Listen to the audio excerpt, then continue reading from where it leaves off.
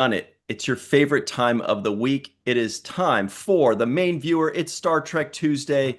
You know what to do. Hang out, say hello in the live chat, give us a like, subscribe to the channel, hit the bell icon for notifications. If you're listening in, give us a 5-star rating and a nice review. We'd really appreciate that. We're going to talk about Prodigy. We're going to talk about Lower Decks, Strange New Worlds, Section 31, but especially we're going to talk about the Hollywood Food Coalition, Trek Talks Enterprise with special guest Phil Phlox himself, Mr. John Billingsley. I have been trying to get Phil Phlox into canon for 20 years, and it looks like I am making some progress.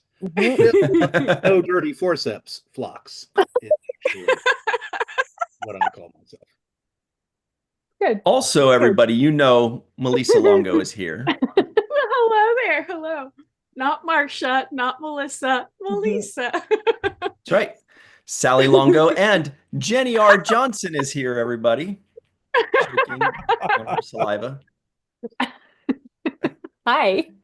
And her awesome Ryza and Chill shirt that you could get. Oh, yeah. The link in the description box below, the Star Trek and Chill online store. Click on that link, get your very own Ryza and Chill with Picard's thunder thighs shown off. There, you're going to love it. Look at those things. Ooh. They're stunning. And of course, the Matt Boardman is here with his cool Trek Tour shirt from Creation Entertainment. Hey. Hey. I wore my Hollywood Food Coalition shirt. Yes. Oh, nice. And no pants, but that's something else again. Oh, That's not something else. That's something definitely else. something. My name is Ryan T. Husk, everybody. Well, let's just get into this. Hello to Joshua Benjenium Badger, Rashid War Dog out in Montana, Dave Gregory, Joel, Melissa H. She spells it the same as Melissa, not to be confused, but she pronounces it Melissa. May Borello, who's awesome out in the Bay Area. We'll see you in a couple weeks at STSF. Bob D. Hello, Chuck A. Sending good thoughts your way. We know you got some health issues, buddy. Good thoughts your way. Dave Gregory, the angel. Dave M. is also here. Mathieu Beauregard. I'm guessing that's how you pronounce it. He says, hi, Jenny. Matthew. Lucia Raz out in Brazil. Hello to you. Angela L'Esperance. Hello to you. All right, we got a lot of people. Let's get into this. Chris Garris out in Texas is here. And Robert Kaiser in Austria, everybody's favorite country that begins with an A. for Argentina. Yeah. Armenia's cool, right? Yerevan. Armenia is cool. Australia. Yeah. I like Australia tries to be a Azerbaijan continent, myself. though. They do. Azerbaijan's a good one. Armenia doesn't like them, but They do. anyway. All right. The point is, everybody, let's just get into this. Mr. John Billingsley, first, I would love to ask you a question about a show called Enterprise. And this is something that I've wanted to know for the longest time. If Paramount CBS, Alex Kurtzman, whomever it may be, calls you on your cellular device and says, hey, we'd like to do season 5 of Enterprise. Are you interested? We'd love to have you reprise in Enterprise, Dr. Phil Phlox. What do you say? No. Yeah, of course. Alex, how'd you get my number? Yes, of course. I would. The Rubberhead is the only, the issue. I love the character and I'd love to play him again. Now, is it possible that Mike McMahon could call me if there was a magical season 6 and I could just come back as Dr. Phil Phlox in an animated version, and then I would be able to do it in my pajamas, and my credit could be Johnny Yum Yum. Is that a Jolene nod Maybe. right there? Maybe. And the follow-up question to that, as I was driving today, I was thinking, all things being equal, John, same pay, same amount of time, same amount of fun. Do you think... Go back. Same pay? Yes, between these two options, would you prefer a season 5 of Enterprise or an Enterprise big budget, big screen movie? Oh, I see. Same pay. Same pay. I'd probably take the movie because Less work. No, Well, same yeah, amount of I mean, time. It also I is sound important. like a terrible person now. I mean, the art, of course. Oh. I should do it for the art and say season 6, but no, I'll take the movie. Mhm, I'll take the movie. mhm. And that's nobody's ever asked me that question before. Nobody's ever. What about some kind of a live traveling pageant that would go across the country in wagons, and we'd get into Yes. town, and we'd all like, Oh "We're my gosh. Mhm. here from the Enterprise. Look at Dr. Flox's thighs." I I really would Huh? like love this to. plan. What about that? Is that an option? Mhm. I would be there every night. Yes. Yeah, I I would know. I know. too. Where's that Yeah. phone call? Is this about the pageant? Oh my gosh. Now that we've got that fun, and we're going to have a poll with the same question in the live chat, Ooh. everybody. But You're John, all going to vote for the pageant. You realize that now that they realize because the Yes. pageant might be coming to their town. It's like the Wells Fargo wagon. The Wells Fargo. Pageant's coming. Dee, dee, dee, dee, dee, dee, dee. it's a I good mean, song. I'd watch it. I'd watch Amazing. So, John, you're obviously very fun and hilarious, some say, but you also Promise do it. wonderful things. You're actually a really, really, really good person. You're a philanthropist who does things because you're amazing. Can you tell us about the Hollywood Food Coalition, please? Absolutely. So, the Hollywood Food Coalition, and some of you have heard this before, so I will try and speed through it. The Hollywood Food Coalition's been around for about 38, 39 years, started as an organization that provides a hot multi course meal to all comers 7 nights a week. We have grown and evolved into an organization that also rescues almost 3 million pounds of food a year, and we share it with about 150 other not for profits that are in the social service sector to augment and buttress their programs. So, in essence, what we're doing, for instance, is an organization that might work with veterans, senior citizens, street kids. Great work. Maybe doesn't have the most robust meal program. We're helping to build that component up. And finally, we also work with other not for profits to try and figure out solutions to systemic problems that it takes a village to solve. How do you get more Mm. refrigeration, storage, rescue capacity into the system, as a for Mhm. instance? How do you spread food out to food deserts? Additionally, for those Mhm. people who come to us every night, we're connecting them to some of the service providers we are now working with to help them with things that we cannot address ourselves: medical issues, dental, vision, housing services, mental health issues, legal services, et cetera, et cetera, et cetera. That's us in a nutshell. That's pretty good, huh? Incredible. Wow. That's great. Incredible. Yeah. You'd think Elevator I was a pitch. board member or something. I was a board member. President of the board, the president of the board. How about that? That's why. That's why you see that picture with me shaved, and those are my board president days. Um, Look at this. Who's this Very guy? respectable. Yeah, I know, Yeah. I know, I know. I had to go to meetings and wear a tie and go, well, Oh. now I'm back to being a dissolute character actor, waiting to get that pageant opportunity. Hello, Alex? By the way, very quickly, our good friends, the Sci-Fi Sisters, are in the live chat. Hello to our good buddies Yay. over at the Sci-Fi Sisters, as well as Amanda, Cassandra, and everybody else who's joining in right now. Wonderful. Melissa, you sound like you were going to say something. Well, yeah, no, good. Because I was on the website earlier reading up on this, and you had just touched upon the community exchange, which is Hmm. incredible. And Mhm. you just mentioned it now of sharing goods with That's each where all the other. food we rescue lands. And food rescue is itself sort of a, I won't say a made up term, but just to be clear, it basically means food that would otherwise get chucked. Food Mhm. that, for instance, the grocery store says, well, it's our sell by date. That doesn't mean it's not edible. It Mhm. means it's, I take it off the shelves, frequently and largely for inventory control. We are trying to rescue that restaurant food, farm to table program food, you name it. The exchange where it all lands, we cull it and we sort it and we get rid of anything that is not edible. And then we basically create what we call tickets with the individual participating not for profit. They tell us the kind of stuff they want and need. And that will vary wildly. If you're working with senior citizens, they're not going to want Mhm. apples. They want soft food. Some organizations Mm. don't have full cooking capacity. They want prepackaged meals.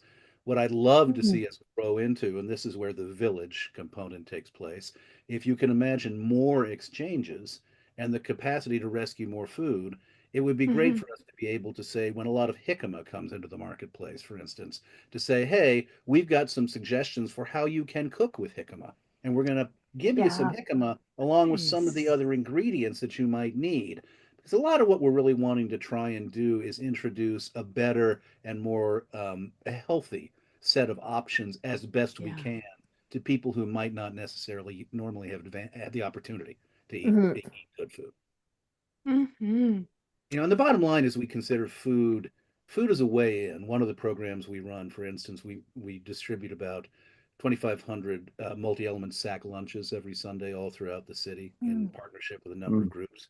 If you imagine somebody living in a homeless encampment, knock knock on the tent door, the difference between I've got a granola bar and a bottle of water and I've got a multi-element sack lunch is the Mhm. difference in come on in. And when people say come Mm. on in, you can say, can we also talk to you a bit about some other options that you might not have considered? Would you be interested in getting off the street? Would you be interested in signing up for a, housing Mhm. program? Yada, yada, yada. Food is a ticket. And it's what we've Mm-hmm. learned over 39 years. It's the consistency and regularity and quality of a nightly meal that brings people back. And that engenders the relationship and the trust that you build on to provide services. Mm-hmm. That's beautiful.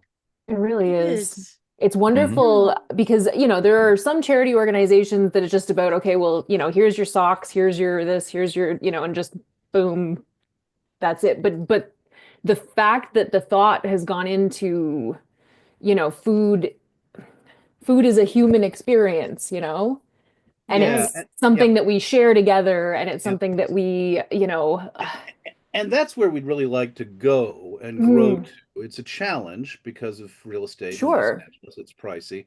We'd love to expand, throw out our elbows, and build a home of our own where we want to have enough real estate to bring those partner organizations onto the campus. So it's a Oh, wow. one-stop shop. And Yeah. also That to would be be able to incredible. serve a really nice meal in an adult fashion. Sit down. There's a menu. There's somebody Yeah. who will serve you. We always Mm. now provide options so somebody would have the dignity of choice. They can have a vegetarian, a vegan, a Amazing. carnivore, I call it option. Hmm. But the idea of Mm. being served in a nice environment, I think that's something that really is valuable to us. The idea that there is inherent dignity in sitting down to a nice meal. And Hmm. it's something that Mm-hmm. for many people who are not treated in a dignified fashion, who are treated as, Right. forgive me for getting briefly political, but as our president says, vermin. Yeah.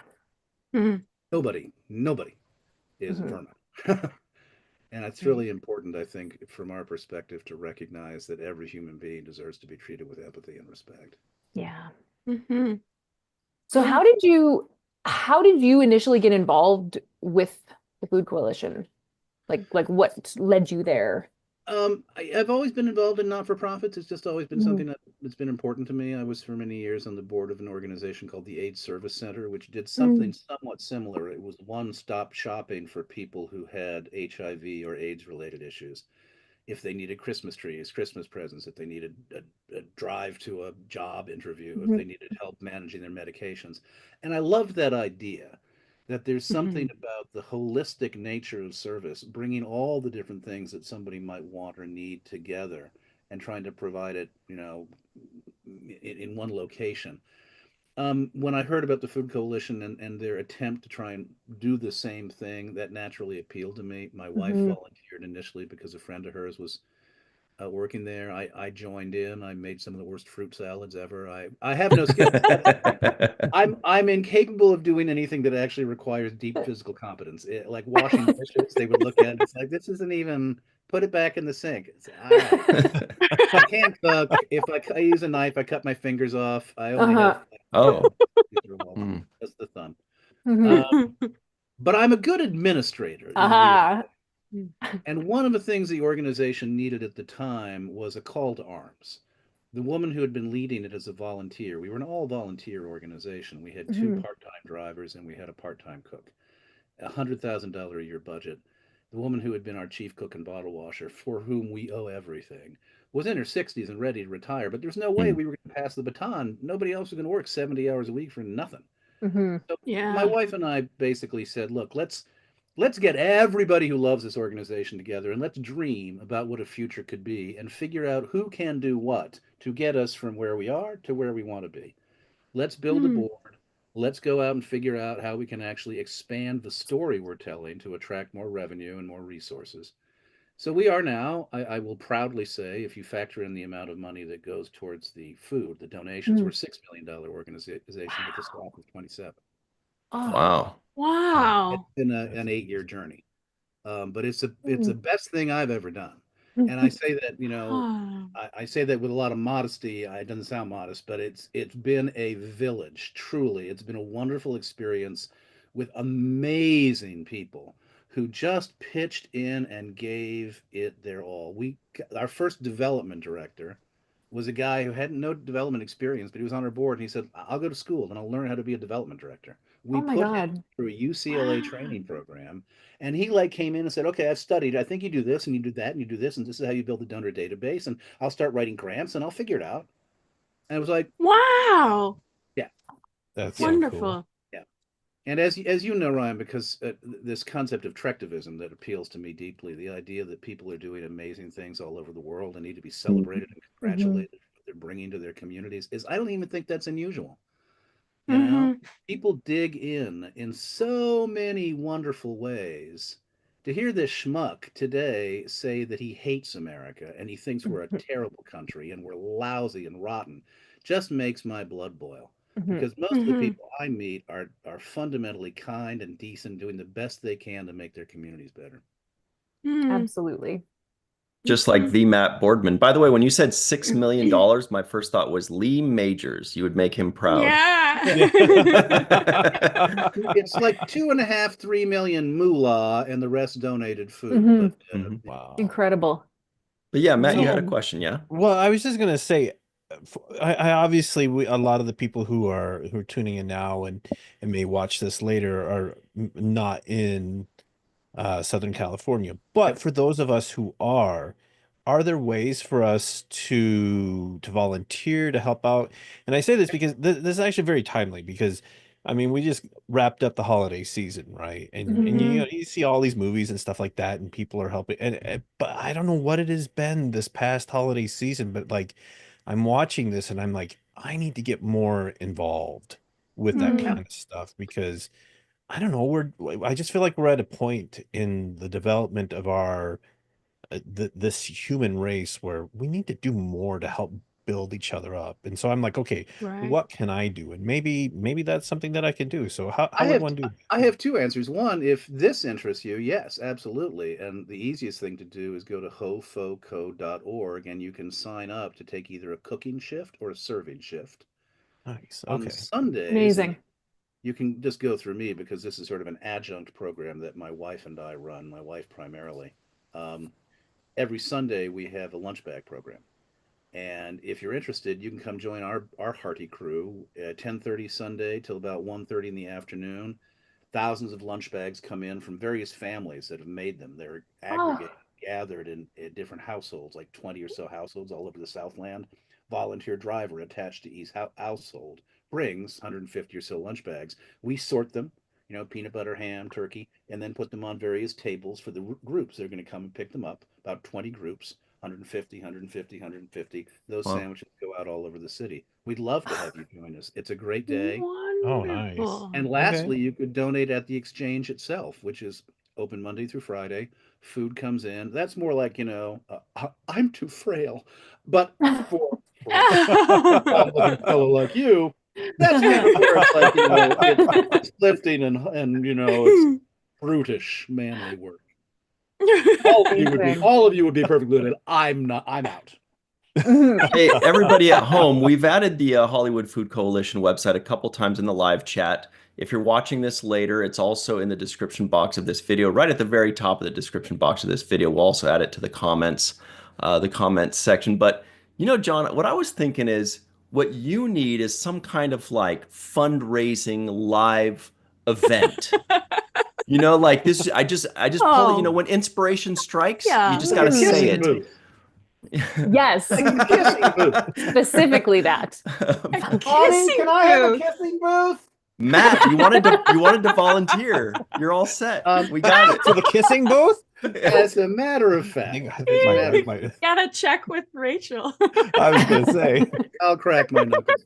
Yes, one of the things that as I edged off of the board, I wanted to make sure that I was continuing to contribute. So I started something about 4 years ago with an amazing group of people, including the sisters who are listening tonight.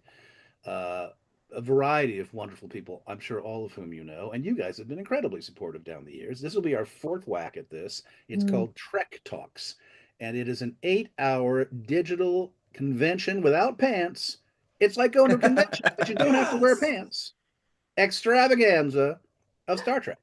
So it's this year, Bob Picardo and Kate Mulgrew are here. We have an hour-long Discovery retrospective. We've got 45 minutes with Mike McMahon and some of the stars of Lower Decks. We've got all sorts of wonderful panels throughout the day. And interspersed with those panels, we've got a little video that we put together with Frakes, Shimmerman, and Kitty Swink, who came to the coalition, and they toured the property, and I was their guide. So throughout the day, we'll weave that narrative in. There are all sorts of other little surprises. A tribute to Jerry Taylor, a science panel, some of the writers who've written autobiographies of our favorite Star Trek characters, Tyler Attico. Oh, nice. Will be there. I'm going to forget all sorts of people because we've got like 45 or 50 folks. And it's a telethon. I'm Jerry Lewis, and Bonnie Gordon is Jerry Lewis, except female. We do love Bonnie. We're the co-hosts. Yes, we do. So we pop in and crack jokes and urge people to give bucks. What? Rod Roddenberry has very, very graciously and generously supported us for the last 3 years and will be doing so again. And what we try and do is match whatever his donation is. Nice. If lucky, we exceed it. The last few years, we've raised a little bit over $100,000. But the nice thing is also raising awareness. So money comes in throughout the year that I know is coming in from Star Trek friends and pals. And in the long run, I'd say the Star Trek family has supported the Food Coalition to the tune of close to $450,000 over the last 4 years. Yeah. Incredible. That's so great. Everybody, by the way, real quick in the live chat, we do have a poll. Question is, what should Matt do to help? The options are kissing booth, dunk tank, body painting, or replace John as the fruit salad maker. So those are the options there. Everybody. Dunk tank is winning. Long replaced. Yeah. It wasn't my fruit salad. It wasn't that it was a bad fruit salad. It just took me a long time to make it. I'm very deliberative. It's like, is this apple good or not? Like weighing the pieces. But now I had one more thing that I wanted to say in response to Matt's question, because this is something that I think is really important. Everybody has an activist bliss. And the important thing is to kind of keep asking the questions until you find out what it is. This was something that for me, I don't know, it may be because as an actor, I always used to know where I could get free samples. I lived on food stamps. The idea of going hungry in America has a particular meaningfulness to me. But for people who may be ecologically minded or criminal justice minded or, civil rights minded, I think a lot of it is the question that one poses to oneself is, where am I going to be animated? And where am I going to be more likely to really want to dig in? And frankly, I've often said this to people who I think are really sharp and smart, and I'm just making some assumptions, Matt Boardman, that you're one of those people. I think some of it is, what is the best use of my best talents? Because I'll say this, there is not a not-for-profit in the world that couldn't stand to have really smart, articulate, engaged people on their board. And that's the macro answer to me. It's like, find cool not-for-profits, get to know them, and see if you can join their board. Because that will call everything forth from you. Your storytelling capacity, your fundraising capacity, your ideas, your vision, your creativity, and then there'll be the physical reality of making the fruit salads too. Yes. Speaking of fruit salads, the last time we spoke for Virtual TrekCon to you, you offered up information about donation as far as food donation, and surprisingly, you it was surprising to me because it was the first time I learned that there's certain foods that get donated often, and then some foods that are lacking in donation and needed more than people think they're needed. If that makes sense. Could you kind of go over what I mean, like cooking oil, I mean, some of your basic fundamental cooking supplies, flour, sugar that you need if you're going to cook. Protein is probably the biggest one. Milk, eggs, cheese, butter. We have a wish list on our website, for instance, and it's updated on a fairly regular basis. If we, end up getting like a ton of a staple, we'll say, okay, let's nix this from the wish list for a while. Right. Which is the advantage of having the exchange. Initially, when I first started there, we didn't have the storage capacity. So we couldn't accept much, which is the challenge, to me, that's where I think this concept of having more exchanges, there are, obviously a lot of food banks, and there are a lot of Feeding America does a wonderful job, 200 food banks that they have all around the country. But the nature of the way they work, it's intricate and tricky. You contract with Feeding America, and they're a very, very large food bank. They will give you a lot of food, but it's what they have. You don't necessarily get to order. And you may be given more than you can actually use. And a lot of these smaller kitchens don't have culling capacity. So one of the things that really animated us was the idea that we were a concierge-driven model, that we really wanted to try and find the medium to small not-for-profits that couldn't participate with Feeding America, and see if we could figure out a methodology that would give them choice, which is still a work in progress. Yeah. And wow. you that screen went up, and I wasn't. I was too busy listening to myself to actually pay attention. No, that was that as you were talking and narrating, we were just showing how people could find that wish list on the website. We only got you for another minute or two here, John. But before you go, we also put the Trek Talks website, everybody, in the live chat. We put that in there. But can you tell everybody a little bit about Trek Talks? When it's going to be? Are you going to be there? I will be there. I'll be the host. Remember, I'm the guy not wearing pants. That's right. What was I thinking? That's my question. Are you going to wear pants? No, I'm trying. Last year I wore Batman underpants. Yes, I remember. That's amazing. Well, ask my wife calling from the background. Veto in this. I have to pick out the right superhero this year.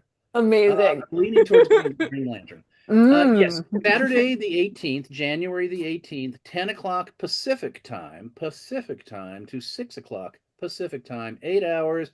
But unlike regular conventions, if you're bored by a panel, you can leave the room. You can give them the raspberry. You don't have to pay attention. It's like going to a convention without actually having to pretend you're interested in what everybody has to say. I'm expecting not to leave the room. I'm not talking. But the thing is, you can, as opposed to on stage, when if somebody leaves the room when I'm talking, I will jump off the stage, chase you down out of the room, and drag you back to your hair. True. Oh my goodness, I would love that. It would be hard for you because you don't have a lot of hair. And also, you want to receive that, Matt, or you want to see it happen? Yeah. Oh, I want to see it happen. I'll hold the person down and let John come after them. Yeah. Nowadays, what I do is delegate somebody who looks like they're fleek to do it for me. It's like, hey, you, go get that guy. Bring him back. I digress. Saturday, January 18th, 10 to 6. As I said, the wonderful thing about it, it's like getting to go to a convention without having to do more than donate to the Hollywood Food Coalition. We also have an amazing live auction. We'll have all sorts of memorabilia, and a couple of things that we have done now for the last 4 years, which is great fun, is we auction off a night at the Magic Castle with me and Bonnie. We cover everything. We take you to an amazing dinner. We get you pie-eyed. We're driving, so you don't have to worry about any of that stuff.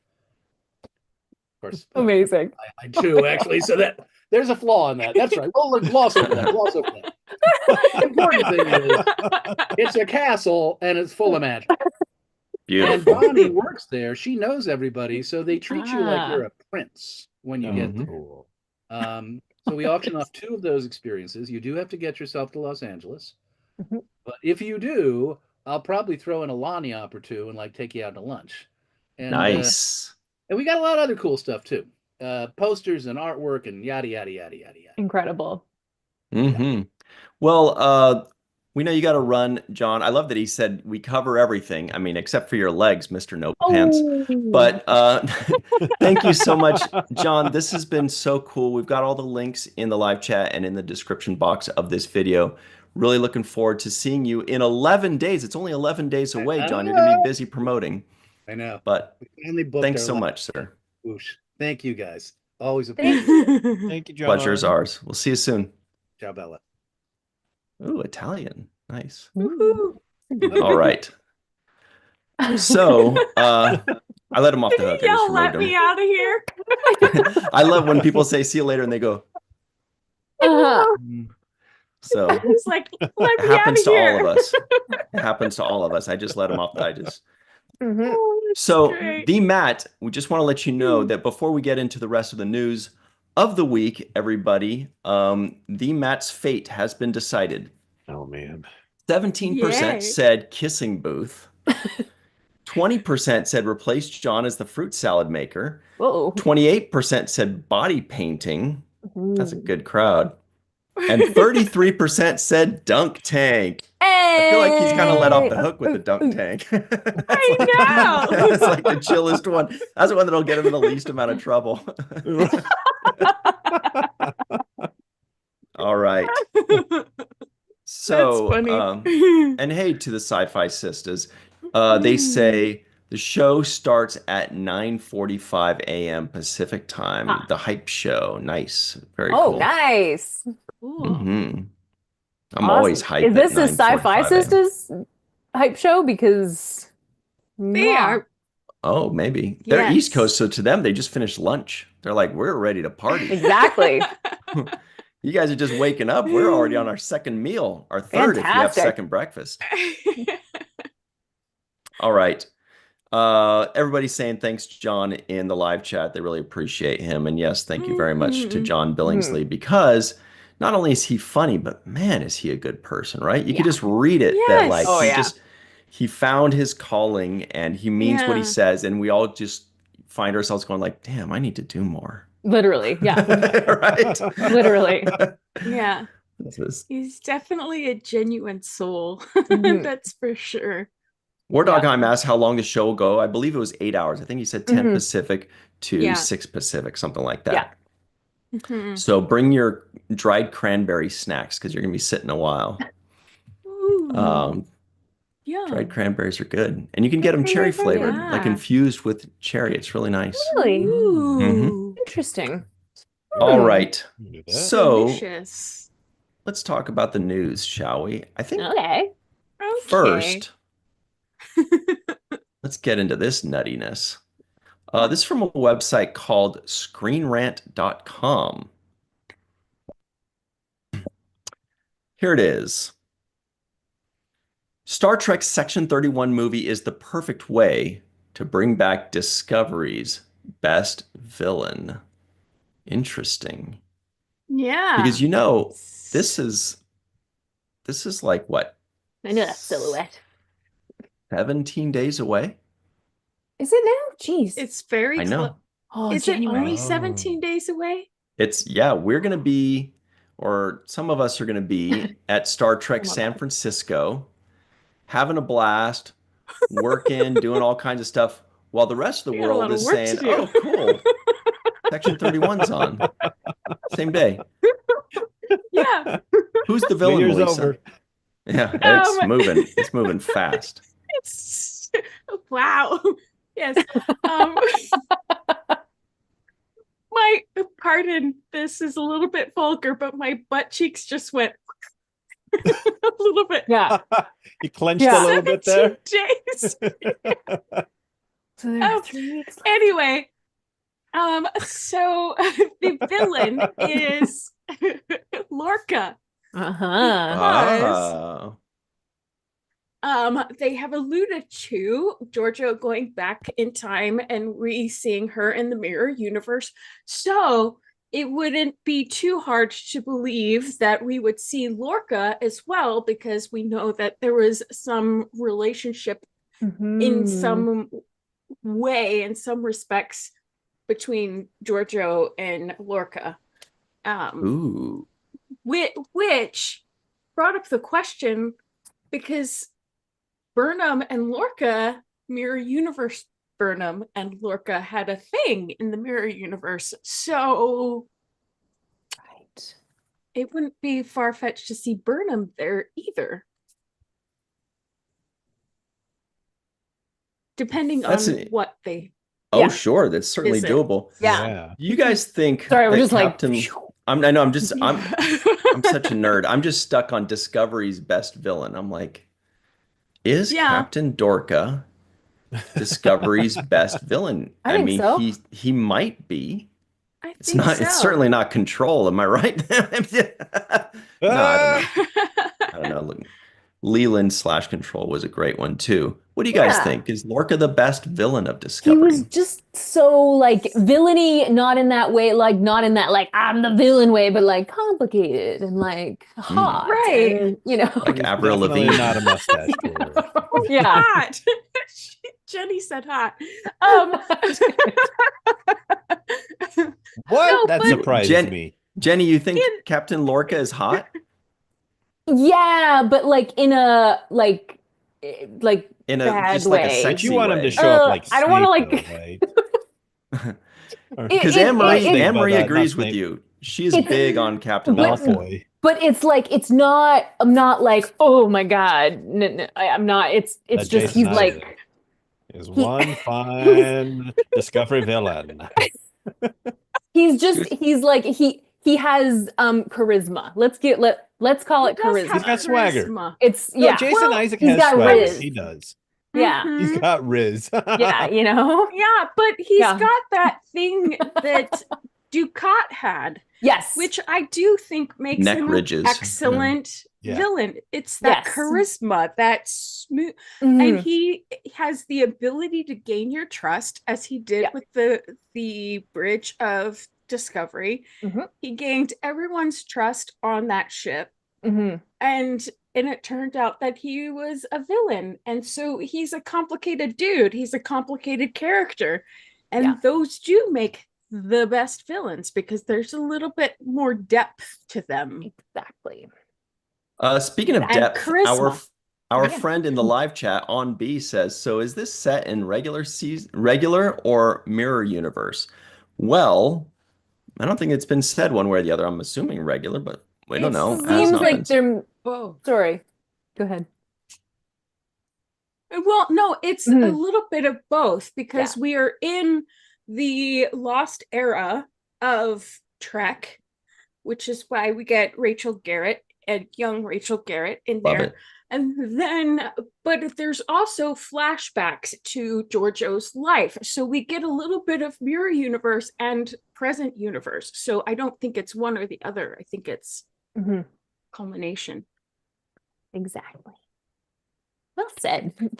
I'm very curious. Yeah, I'm very curious if like how much are we gonna get back in that lost era time? Like because I mean, you know how the trailers, some trailers show you way too much and others show you not hardly anything to really but this one I'm wondering like if they're choosing to like kind of, I don't want to say mislead us, but like present it as one thing, and then all of us, but what we're seeing in that trailer is really just the first 15-minute setup, and then we go on this big adventure back in time and right.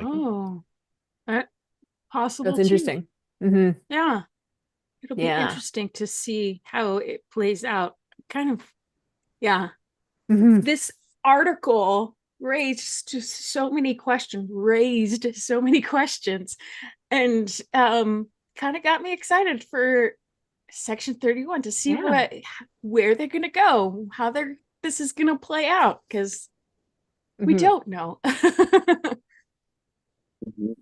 Our friend Faith Howell in the live chat is thinking about mirror lock. played by our good buddy Elias Tufexis, who's an excellent singer, by the way, Ooh. everybody. So maybe Mira Locke Yeah. sings, you know. That's cool. We do have a question in the live chat. The question is, who is the hotter villain, or the hottest villain, however you want to call it? Lorca, Ducat, Q, or the Vidian? I mean, as a group, as a whole, the Vidian, all those guys, those Neelix lung stealers.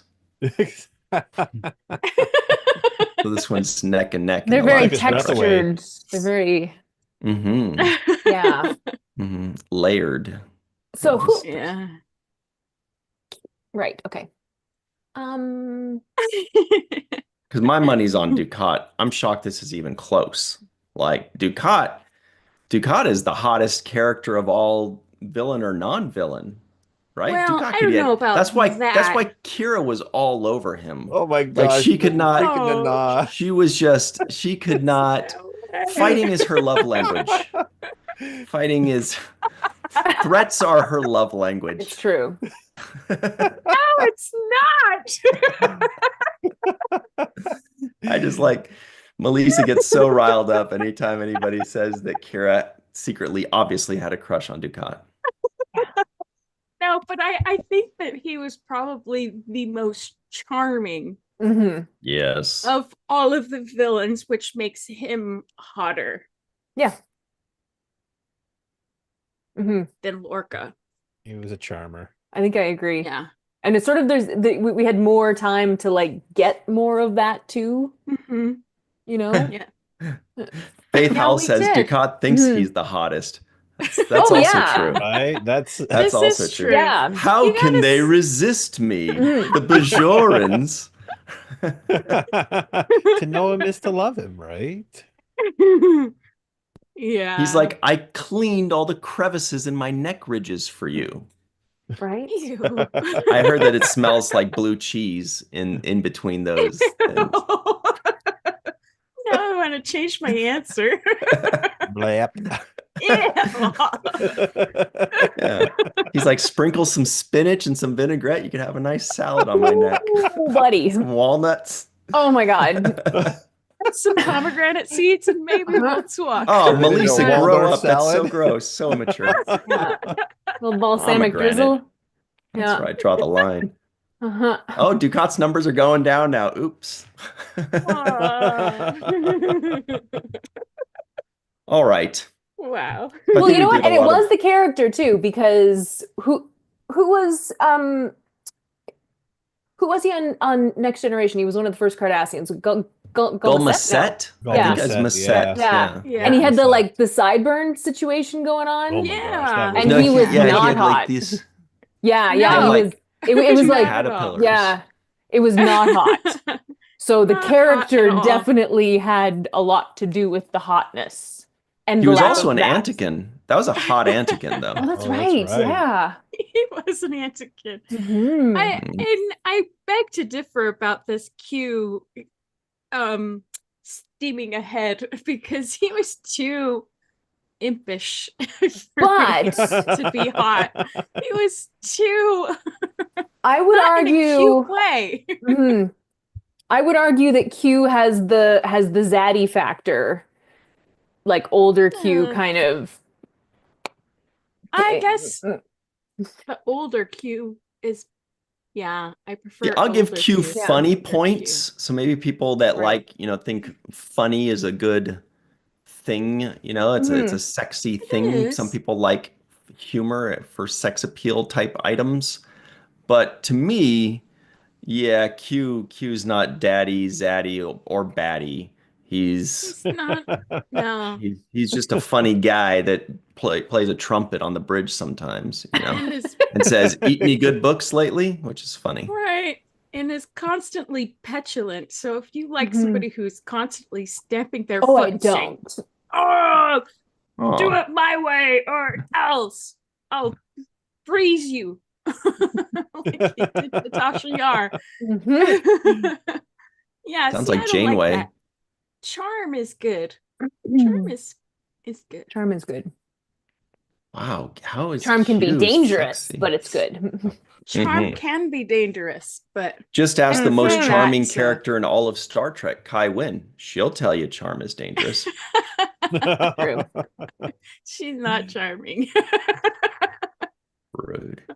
Okay, up My next, you child. guys, we have some big news for you to enjoy. It's from our friends over at uh, Trek Movie, and I use the term friends loosely, by the way. Just kidding.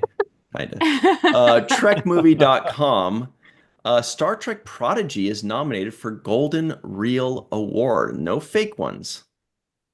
Okay, Yeah. so what's the Golden Reel Award? The Motion Picture Sound Editors, MPSE, today announced Ooh. nominees for the 72nd Annual MPSE Golden Reel Awards.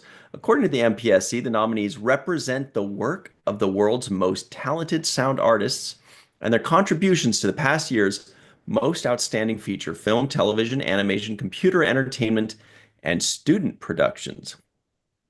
Wow. Star Trek Prodigy was nominated for Outstanding Achievement in Sound Editing, Broadcast Amazing. Animation for the second season episode The Devourer of All Things Part 2, which was part of the 20-episode second season release on Netflix in July. Prodigy is competing with Jurassic World, Chaos Theory, Lego Star Wars, Rebuild the Galaxy, Secret Level, Transformers, Earthspark, and X-Men 97. That's a fun one. Mhm. The team nominated for Prodigy: supervising sound editor Otis Van Osten, supervising Foley editor Aaron Tanchum, sound editor Matt Klimek, MPSC, dialogue editor Matt Vessner, MPSC, Foley artist Vincent Gissetti. So you guys, we just gave you a shout out on a live show. Those are That's some tougher fantastic. names than I expected, though. Mhm. Yeah. How come we haven't heard of this before, Melissa? Is it because they do student films? Oh no, I think that the technical award shows don't get nearly as much hype as Right. the big award shows because they've been around for a really long time. It's the 72nd Mhm. Golden Reel Awards. And so yeah, it's a big thing. And I just think that the tech people don't get nearly as No. much recognition 100% as agree. the people in front of the screen. So Mhm. That's why, the technical Emmys are on a completely separate day, much Mhm. earlier than yeah. Yeah, the other Emmys. exactly. Mhm. But I Yeah, like and that stuff better than the Emmys. And wasn't the Golden Globes just on like the other day? I didn't know. Yeah. on Last Sunday. night, yeah. Or I yeah, can't watch that stuff. I know that's terrible, but it's No. true. But I I like the enjoy those technical people, too, the but people Yeah. that never get any love, but they're like so Mhm. good at what they do, like Oh my objectively God. good at what they do. It's not, Right. Mhm. acting and writing is very subjective in a lot of ways, but Yeah. a lot Sure. of these people you can Sure. actually kind of like check on it and Yeah. Mhm. verify that they're great at what they do. I mean, if you look at, this is an animated show, right? So Right. Mhm. every single sound in the entire show has been created Right. intentionally. Exactly. Whether it's the voice, whether it's the like the sound Walking effect, on grass, how yeah. exactly, like all of Mhm. it, every single sound, and that is insane. Insane. Well, and It's And insane. if you're- well, I was Yeah. just say too, especially for a show like Star Trek, Yeah. which has not only does it have a visual language, Mhm. like Mhm. people like Michael Kuda, but it has a sound language too. I mean, Yeah. different eras of Star Trek have different sounds. Yeah. I mean, from the original series, Yes. motion picture. I mean, if you listen to it, I mean, you watch one of the movies. I mean, the Klingon bridge. When they're looking at the whales, you hear very distinct bleeps and Yeah. bloops Oh, yeah. versus when you're on the Defiant and Yeah. somebody's Mhm. dancing across the the helm like a concert pianist. Mhm. So Mhm.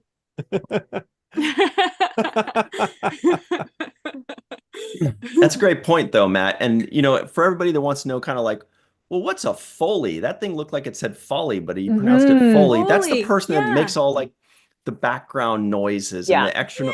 like we mentioned, walking on grass, or if somebody breaks their arm, that sound you hear is actually a person Mhm.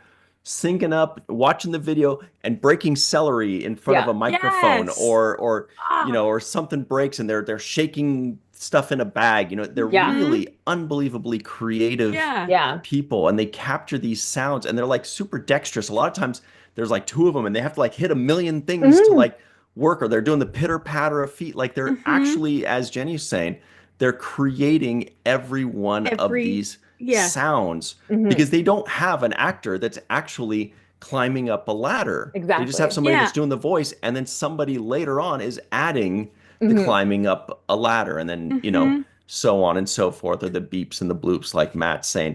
I mean, it's a really talented and fun and creative group. Yeah. I mean, there's a reason why they call them Foley artists. Right. It's Yeah. Their contract, and right. It harkens back to the times of radio stories, radio dramas. Yes. Where that was a huge thing. And to see that still continuing, and then Prodigy is being nominated for that kind of specific sound, that's pretty phenomenal. It's incredible. It's phenomenal. So many talented people work on Star Trek. Oh my God. Like 30 at least, right? Like seriously. Well, and the article goes on to mention the Emmys, the 2024 Children and Family Emmys.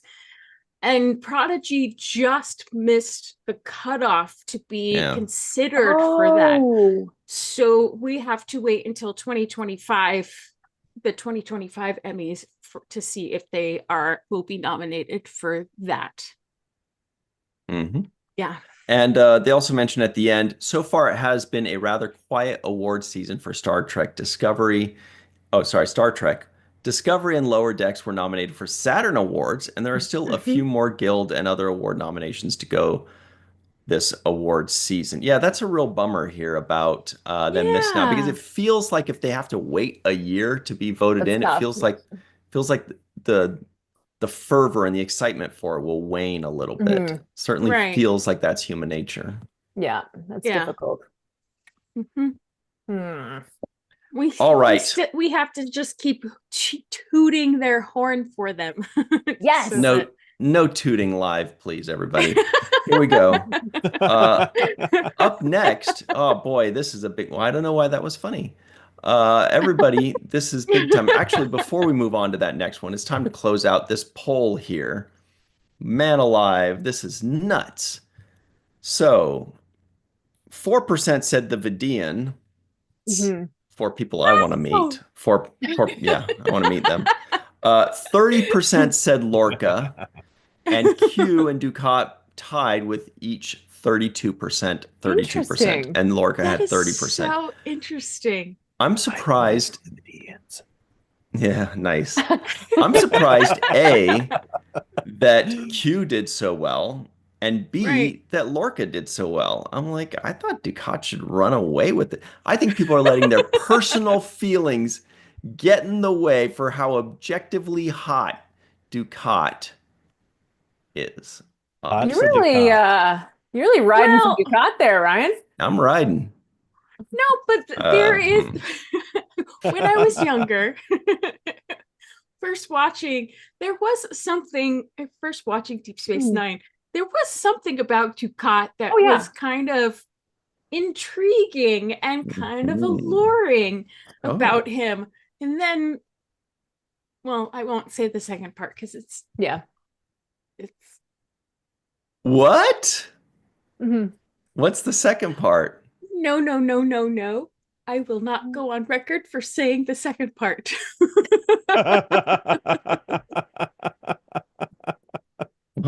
We got Anne-Marie over in the live chat. Lorca. Oh, she's a big Lorca hound for sure. Like she is.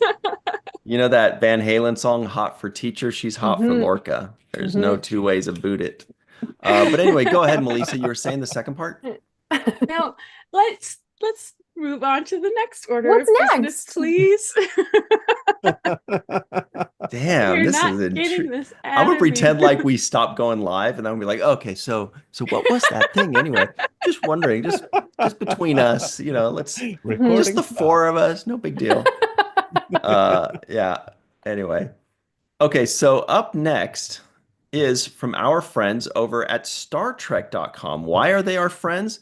Well, not only because they're Star Trek, but because they have no commercials, no pop-ups. That is Yeah. awfully nice. You go on their It is so website nice. and it's just Mhm. Star Trek. So Star it's Trek. just the thing that you clicked Yeah. on. Yeah. Which That's is huge. what is this pop-up? Yeah, but it's their pop-up. Yeah, okay, fine. We'll It's allow their it. pop-up. They're just suggesting another part of their clean website you might want to visit. Love it. Exactly. That's all. exactly. Published January 6th, Mr. Aaron Eisenberg's birthday. Everybody in the live chat, if you celebrated Aaron Eisenberg's birthday, whether it was a post, a tweet, a comment, a reply, a good thought, some root beer, let us know in the live chat and in the comments below. So this thing is Yeah. entitled Bring Home Star Trek Lower Decks Season 5 and Complete Series on March 25th. Oh, man, that's far away. Includes 25 minutes of exclusive special features. Oh, here's look at this. Where's Talin? Son of a...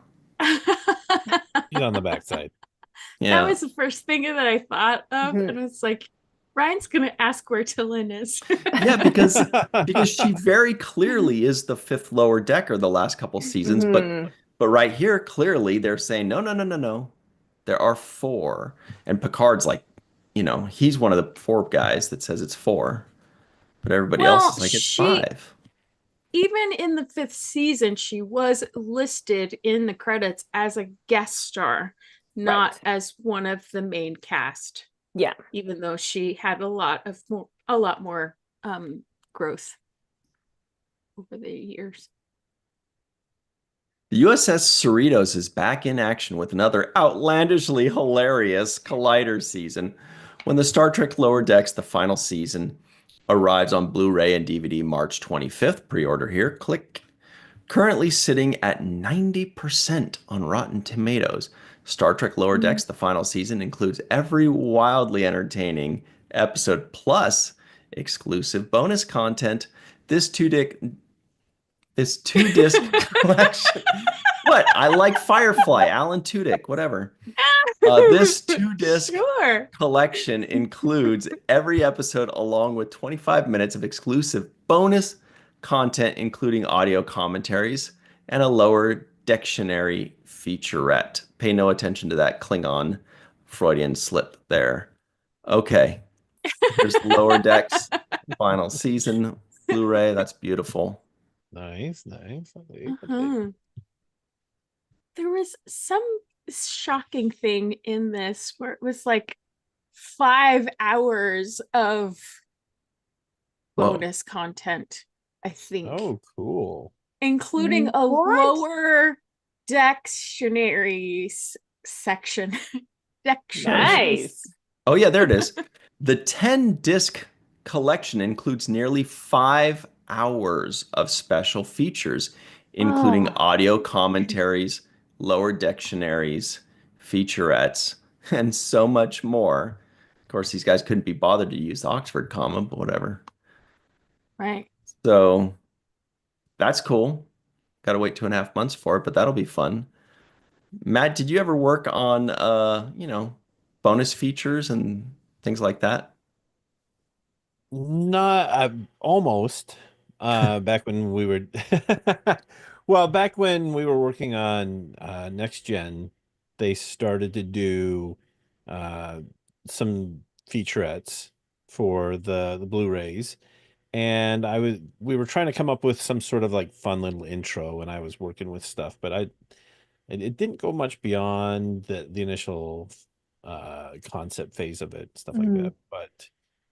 But I got to see a lot of really cool stuff. So I'm really excited for what they might add to Lower Decks, just given, there's got to be like bloopers and audio stuff. I mean, I don't know if you guys have watched recently, like they after the last episode came out, they had that funny like interactive. It was between Tawny and why am I blanking now? Boimler, but Jack Jack. Wade.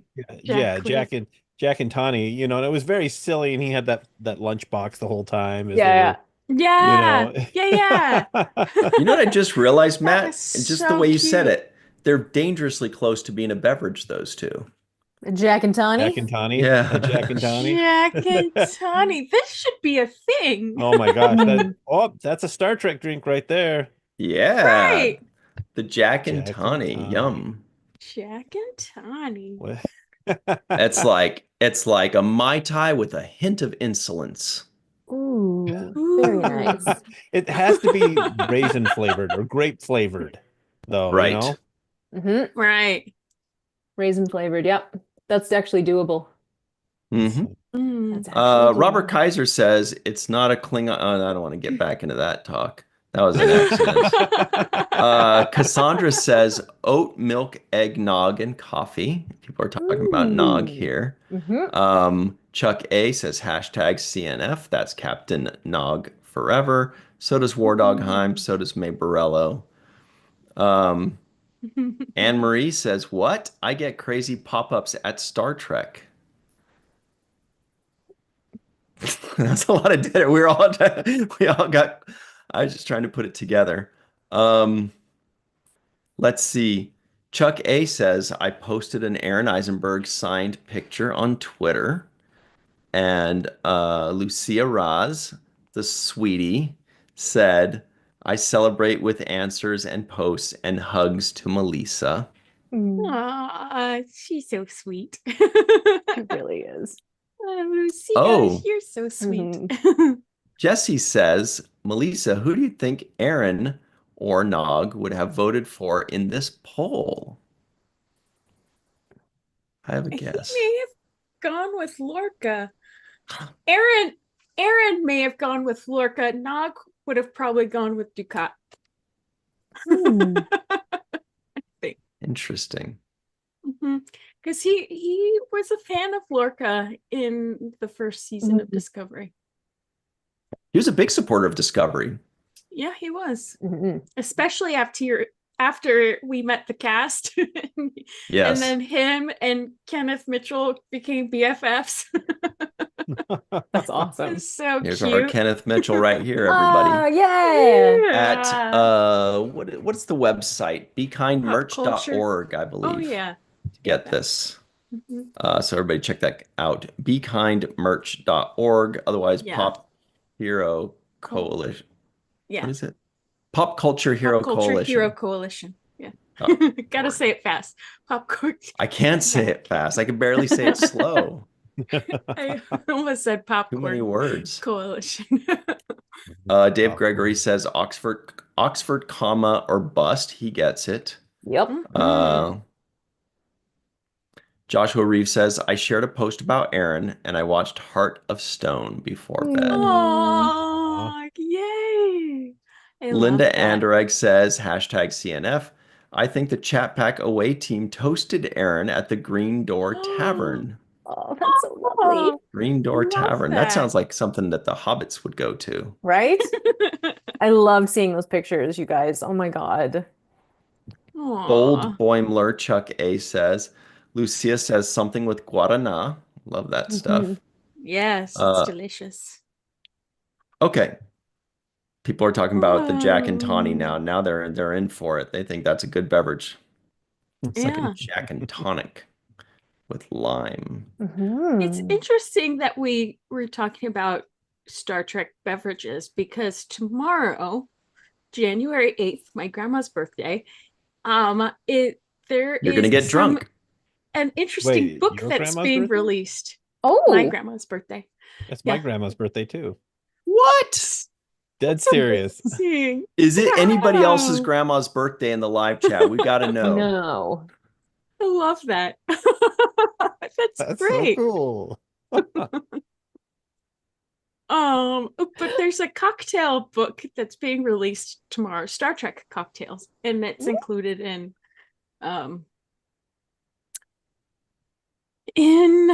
the email.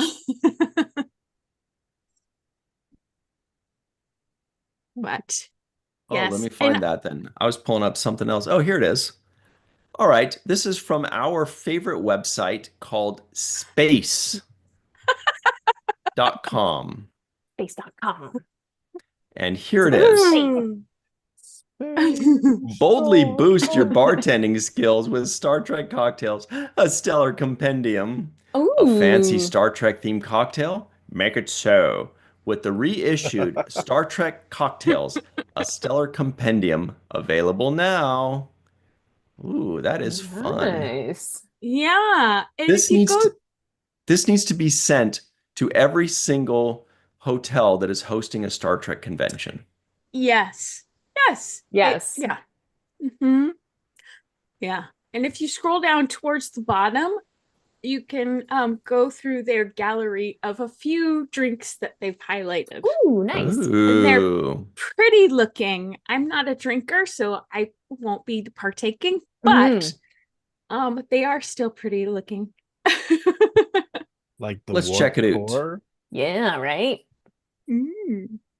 The Sumerian Sunset. Oh, this reminds me of Cork's Bar. 1.5 fluid ounces of tequila. Oh, sorry, Jenny. 40 milliliters of tequila. Yeah. You know, it's funny. We actually do shots as ounces. We don't do milliliters. Funnily enough. See, Canada's catching up with we the civilized world. We do everything in weird. we do half and half. Yeah. Anyway, go on. No, I think that's great that you guys are coming out of your huts and using the ounce system. Well, we got to get ready, right? Right. Number 51. Okay. And 2 fluid ounces of orange juice.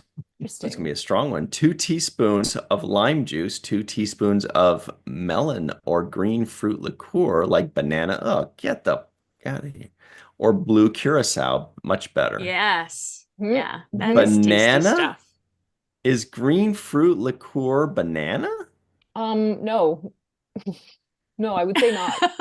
As a former bartender, I would say my no. bananas no. yellow. I'm just gonna throw it out there. I don't like them prefer green my bananas. Go with like melon. Out of my beverages. Yeah. The green bananas they tend to bite my back.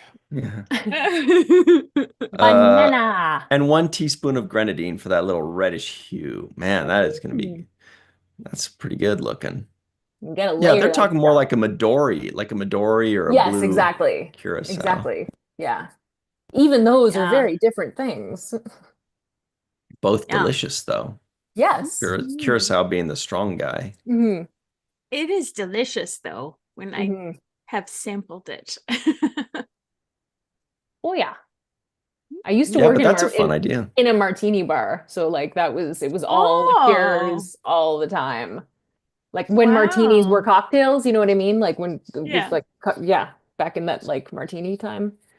Yeah. What does that mean?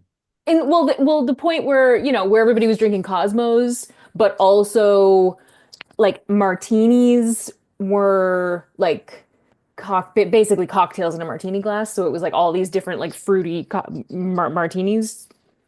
It was a whole thing for several years. Yeah. Martini. You ever had one of those? What are those chocolate martinis? Those are kind of good. Oh yeah. Oh yeah. That was the Deanna Troi chocolate martini at Cork's Bar. Oh, that's right. I remember that now. And she also had the rings of Beta Z. I just remember the warp core breach. Right. That they had. And the Borg cube, those giant fish bowls, right? Yeah. Yeah. Oh, right. You'd get 4 straws and put away your plans for the night because they're not happening. Whatever you were planning on doing, just sucking out of a bowl and then laughing a lot. Because I think they were like, one was 10 shots of alcohol, the other one was 12, or was it 12 and 14? It was something like that. I believe the warp core breach was the stronger of the two, so I would usually get that one. I would buy one and just get a snorkel and like just dive right in. Live life to the fullest, No, we get a bunch of straws, of course. Jenny had a serious look on her face, like, you're not supposed to swim. No, stupid." no. It's actually funny because I was just thinking, I was just thinking about liquor laws. Oh. I was like, well, in Nova Scotia, you can't buy more than a 2-ounce drink, FYI. What? Yeah. Whoa. Yeah. The liquor laws in Nova Scotia are old-fashioned. That's And also so weird. kind of smart.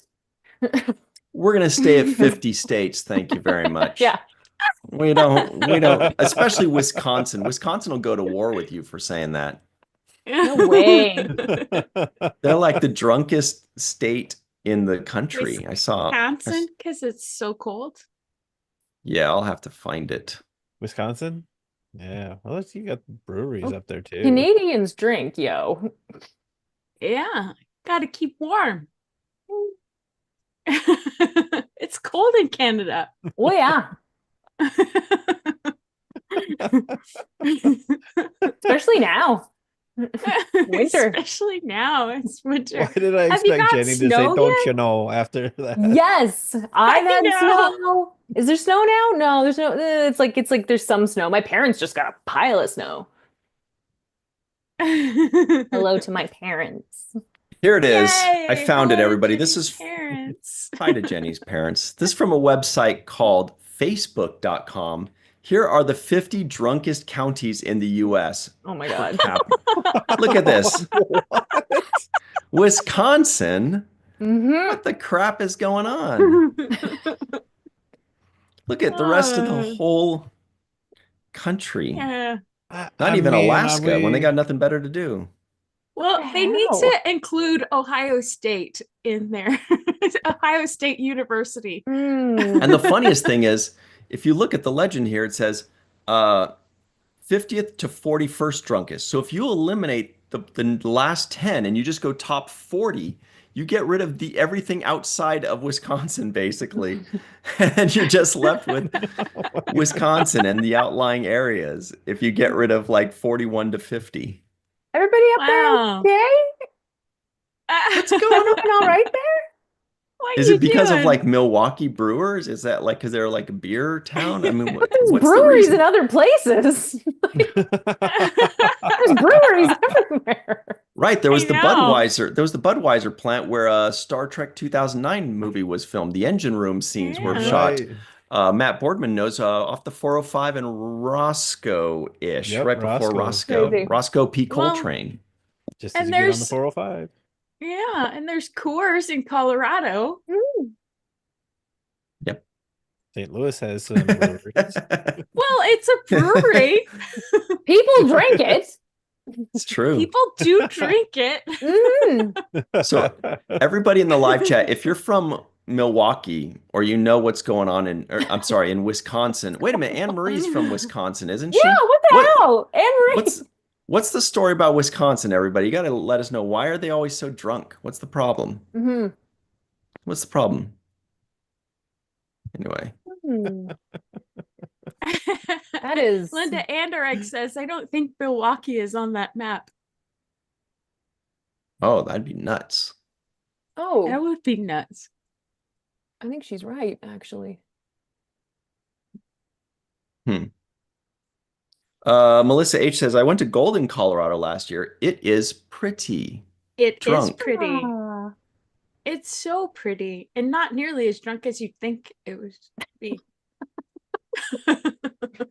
Cat Burglar. Hello, Cat Burglar in the live chat who says, Texas here. Hey. Hey, Texas. Hey down there. All right. Oh, yeah, cheese and wine, Cat Burglar says. Yeah, they do have a lot of cheese, asked the Green Bay Packers. Mm-hmm. Yeah. All right. So this next item is from our good friends over at ScreenRant.com. Our buddy John Orchiola, that's back at the head in the live chat and on social media. Mhm. It is entitled, actually, let's pull this thing up here so you can all see it. 2025 is when Strange New Worlds must fully become Star Trek. Whoa. John Orchiola making demands. That's an edgy Yeah. title. Ooh. Is he Yeah. implying that Strange New Worlds is not currently Star Trek? Coming in hot. No, that's not what he's saying. What is he saying? Melissa, it sounds like he says, it sounds like it says Yeah. 2025 is when Strange New Worlds must fully become Star Trek, meaning the previous years it had not fully become Star Trek. No, Hmm. Your rebuttal? meaning that in previous years, Strange New Worlds wasn't the flagship show, but now it is the flagship show, and Ah. it must represent the brand fully because there's no one else to back it up. So he's saying it's time for Paramount Plus / Skydance to put money into the marketing so that everyone is on board with watching Strange New Worlds because Yeah. it is the flagship show. That's You the got only to show put your right now. money. Yeah. Exactly. So it has to be fully Star Trek. So everything that was taking its focus from Strange New Worlds before, Mhm. Lower Decks, Discovery, Prodigy, all of them, Picard, all of that focus that has now left the building Yeah. must be focused on Strange New Worlds. Yeah. I Man, that's mean, a lot of well, pressure. I mean, I don't know. I'm looking at this part here and it says less Strange New Worlds and more Star Trek. Huh? Am I misreading this? It sounds like he's saying You're that, you only know, reading the headlines. well, yeah, Yeah, Melissa's explaining the rest. Yeah, I skipped the headlines and read the actual words in the thing, but that's why I didn't read that part. It says the changing nature of the streaming business and the sale of Paramount Global to Skydance led to Paramount Plus ending 4 of the 5 Star Trek series that began with Star Trek Discovery in 2017. However, along with Michelle Yeoh's Section 31 streaming movie, Strange New Worlds benefits by having 2025 all to itself as the lone Star Trek series on Paramount. With no other series sharing the Star Trek brand in 2025, Strange New Worlds can and should fully represent and embody Star Trek. Yeah, but what does he mean by should fully represent and embody Star Trek? Meaning in the minds of like when somebody says Star Trek now, Right. the average person should be able to go, oh, Pike. Persians. Oh, Right. you know? Right. Like Yeah. they shouldn't be thinking about 20-year-old shows necessarily. That I feel like we're gonna have to marketing. get John Orchiola on this show to explain himself because that wording is very confusing. It's making me confused. What do you think, Matt? Are you confused? Yeah. He's like, I don't know. Am I supposed to be? I don't know, man. That's my. Well, Do you no, 'cause want me to be? no. Because I was thinking about this earlier. When Melissa, you know, when we were looking at the email, and I was like, one of the things that I really have enjoyed about Strange New Worlds that, you know, and no, there's no disrespect to any of the other modern Star Trek series that we've had, is that Star Trek in the past, we've instantly just have fallen in love with the crews, right? We love Kirk and Spock and McCoy and who are, you know, Picard, the DS9, you know, and everything. Like there was just you just love those characters, right? And then we got Discovery, and I have to admit that you know, the way that it was written, it was harder to get on board with the rest of the bridge crew. And then, you know, and then I mean, they're all lovely people in real life. They are. Oh my God, yes. But the character, the way that the characters were written, it was just hard to. I mean, honestly, I couldn't tell you most of the bridge crew Yeah, today. we just didn't get the time with them. Right. But then we got Strange New Worlds, and all of a sudden it was like that like magical formula again, where we get this bridge crew and these characters that we all really love and care about.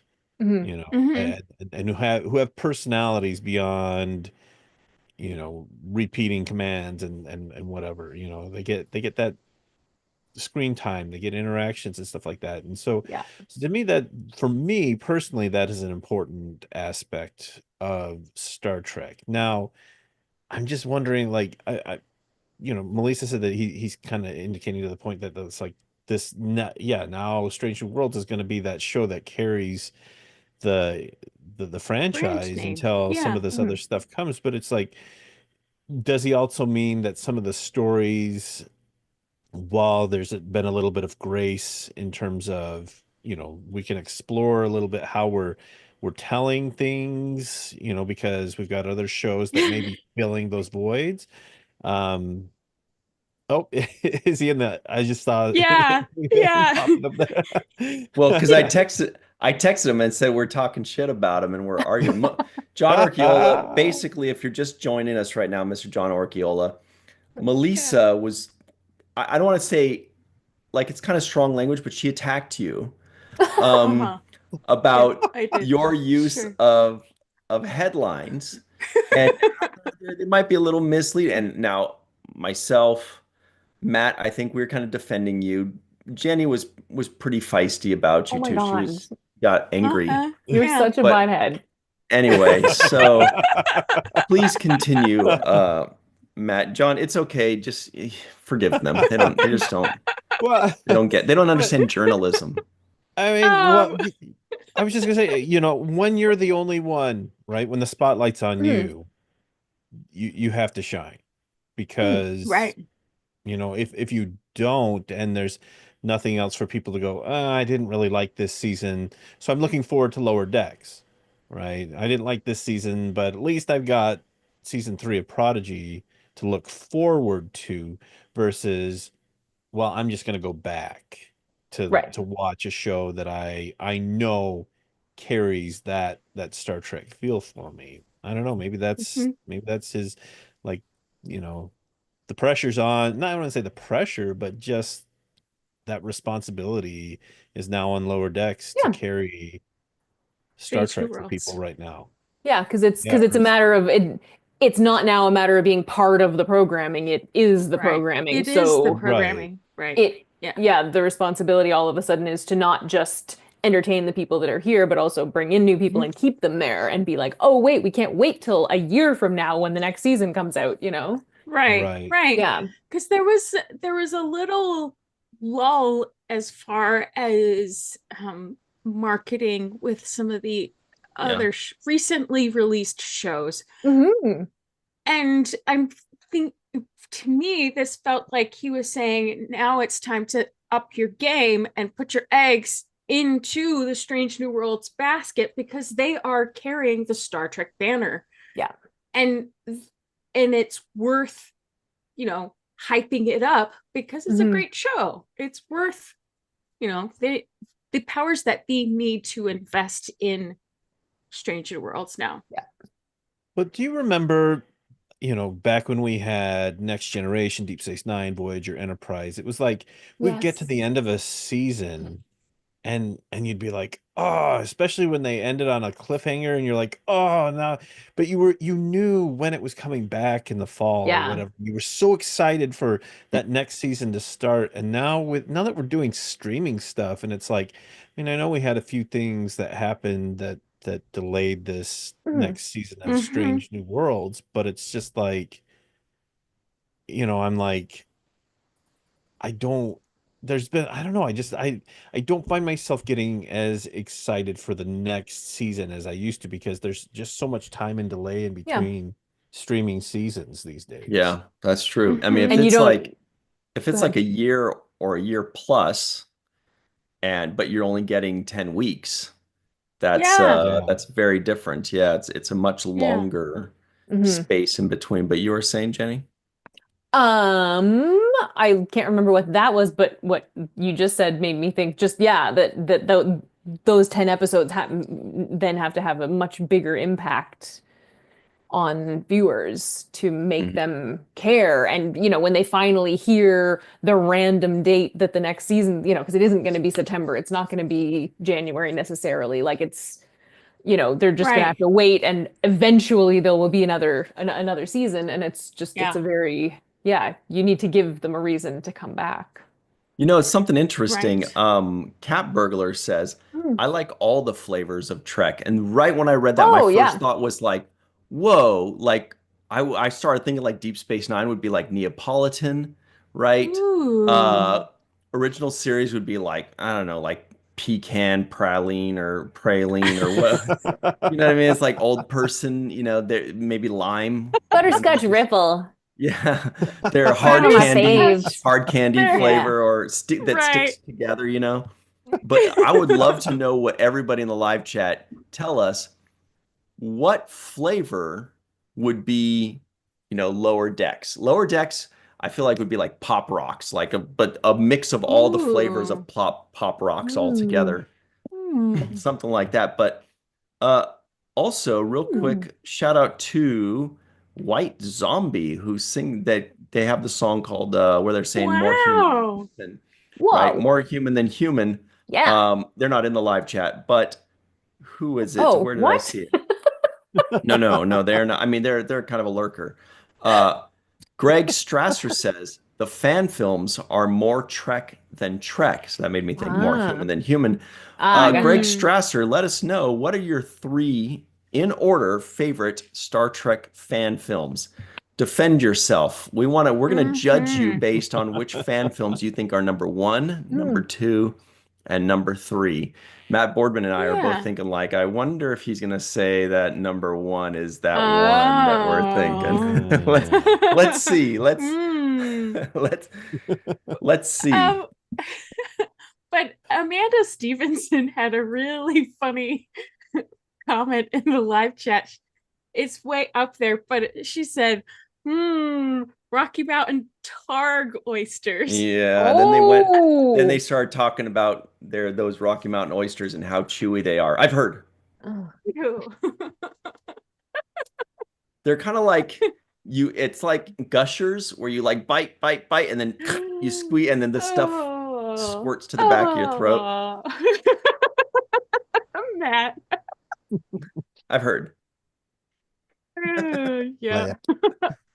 I don't like That's that. nuts. No. Maple nut. Yum. Oh wait, that's my flavor. Joshua That Reed was a says rather. lower decks would be Rocky Road. Ooh, That's it. nice. Oh, Yeah. Ooh. Amanda says nerds, of course. Yeah, that's a good flavor. Oh, yeah. Mm-hmm. Yeah. White Zombie has an amazing bass guitarist. I believe her name is like Sean Islet or something like that. Is that right? Correct me if I'm wrong. Lamaya Lancaster in the live chat. It's a lady named Sean. It's something with a Y. I don't know. Anyway, we're just about out of time here. What are we giggling about, Melissa? Lucia Raz said, ew. Yeah. Yeah. Yeah. You think that's gross? Imagine the burp. Oh my God. For the Oh, record, that's I'm making this all disgusting. up. I'm sure they're wonderful. Go out to your local grocer and buy them. I've never tried them. I'm sure they're wonderful. Mhm. Yes, Never wanted to try Melanie them. says Sean Iselt. Yeah, is something like that. So the whole thought, talking about flavors and talking about, X Trek is the best Trek. The thing about Trek that's so great is that there's so much of it. Oh, shut up. There's so much of it. And there are so many different flavors that it is, as I like to say, a buffet. And the great thing about a buffet is you eat what you want and you leave the rest, And that's something that's awesome. But it also brings back to the point about Strange New Worlds, where all of a sudden this year, the buffet is a bit limited. It's a buff B now. So it's got to be really good. They're currently cleaning out the other freezers, and there's only one flavor left. They're scraping. There's like an apricot stuck on the wall of the freezer. And they're like scraping it off. Hey, Classic. By the way, speaking of classic, there's a fuzzy lemon underneath the shelf. I was thinking Picard, especially season 3 of Picard. The flavor is mothballs. What do you think? Oh my God. Yes, mothballs. Yeah, so and so. No, it's not that. It's like Have you ever smelled nuts. mothballs? Yes. They smell delicious. How'd you get between their tiny little legs? Oh my Okay, God. never mind. Okay. Jenny. Because without accidentally. Okay. We gotta go. Yeah. Door for that one. That we've that done wasn't enough just a little damage. subtle. That door flung wide open. She Yeah, walked right Jenny through it. over here, you gotta leave those bugs alone. I really Seriously, this is do. ridiculous. I do. Sorry, John. Okay. Let's talk about the week ahead, everybody. First, we'll talk about yesterday on the Seventh Rule YouTube channel. We released our I full find that funny. episode review of Next Generation episode, The Mind's Eye. The Mind's Eye, we had our very special guest, David Livingston, the most prolific Star Trek director ever. What about Jonathan Frakes? He has not yet passed up David Livingston, who I think is somewhere around like 45 or 47 episodes direct. Like No, is it 80? Maybe it's 80. It's something crazy. It's way up there. Yeah. That's so We'll have to cool. look that up in just a second here, or maybe Matt will. He's quick on the draw. How many episodes has David Livingston directed? It's a lot, but it's the most ever. And he joined us to talk about his directorial debut. That was the first episode he ever directed. And then he just went nuts after that. They were like, we like the cut of your jib, kid. You're going to direct from here on out. So, wow, 62 You are episodes. funny. 62. 62. Wow. 62. So- and he's Two also next very gen. active with John Billingsley and Hollywood Yeah. Food Coalition Trek Talks. What do you got, Matt? You got our breakdown? Yeah, so 2 next gen, 17 DS9, 28 Voyager, and 15 Aw. Enterprise. Nice. And he got a fish named after him. Yes, he did. The Yeah. tigerfish. Mm. All right. So then moving forward on Friday, this coming Friday at 5 p.m. Pacific, 8 p.m. Eastern Time, come right back here to the Virtual TrekCon YouTube channel for Star Trek and Chill. We talk about Star Trek. We talk about chill things. Katie, meteorologist Katie, tries a fruit. What is she trying this week, Melissa? Oh. What was it? Dates. Yeah. Dates? Dates? Wasn't it dates? Dude, I don't know, but I'm eating dates right now. Check it So out. she tried They're figs good as last hell. time. Is she doing a mulligan on figs or is it dates? No. Figs try again later, right? Figs try again later. Yeah. I thought Yeah. it was dates. I I'll hope go so. with that. Dates are great. Remember when you used to get trail mix and there'd be like that little date that with the powdered sugar on it, and you'd like, ooh, pick all the little dates up. It's great. No, Melanie's right. Jackfruit. Oh, jackfruit. Yeah. Boring. Or Bob's D says dragon fruit. I don't Oh, yeah, remember. it's that. It's dragon fruit. Is it dragon I just fruit? remember there was Star something fruit. that she was allergic to. Non-star fruit. She is Grapefruit. allergic. She was Grapefruit, which is a bummer. I think she was just trying to get it. She Googled it and was like, ooh, I don't think I'm going to want I don't this. think she would have liked grapefruit. I feel like there's No. there's just no way. Maybe it's dragon fruit. Given her palate, no. Maybe. So Yeah. anyway, so that's I think it's Monday. dragon fruit. That got released, remember, on the Seventh Rule YouTube channel. So check that out. Then on Friday, we're going live, Star Trek and Chill at 5 p.m. Pacific, 8 p.m. Eastern Time. Then on Sunday, oh boy, you guys, this is going to be a good one. What is it? Let me check. Oh. Sunday, 9 a.m. Pacific, 12 p.m. Eastern Time on the Seventh Rule YouTube channel. We are releasing our first segment review of one of the most memed episodes in the history of Star Trek. You guessed it, Darmok. Sirach Lofton finally will understand why that guy Kayshawn on Lower Decks talks so much gibberish and why we all go, oh, yeah, doing it. Yeah, oh, yeah, he's doing it. We all get all giggly about it. He's like, why? It's stupid. But yeah, we like that. So everybody check that out. We'll see if Sirach Lofton enjoyed Darmok or if he was like, nope, still don't like it. That's it for us. Melissa Longo, can you please tell everybody where they can find you online and your goodies? Yes. At walkingartmadebymelissa.com. Oh, and and on social media at Melissa Longo, Malissa. And here on the YouTube, Virtual TrekCon, The Seventh Rule, Falling Tower, and 3 fat lobsters in the tank holding the claws.